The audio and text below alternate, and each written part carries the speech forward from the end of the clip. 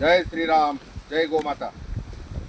मित्रो, आज आमच्या शिंगावाचे संजू आबा पाटील यांनी आमची गोशाळा आहे ओंकारेश्वर गोसेवाश्रम, पांडवगड धुळे, तालुका शिरपूर, जिल्हा धुळे, मुंबई आग्रा हायवेवर आहे.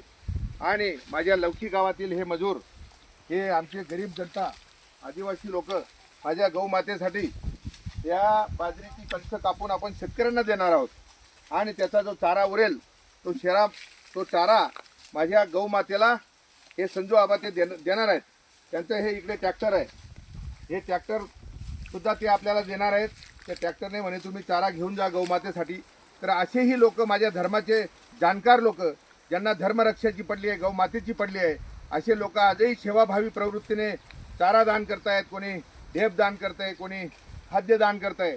तरी मी तमाम माझ्या हिंदू बांधवांना हात जोडून विनंती करेल की येणाऱ्या दिवसामध्ये आता गायींना चारा भेटणार नाही.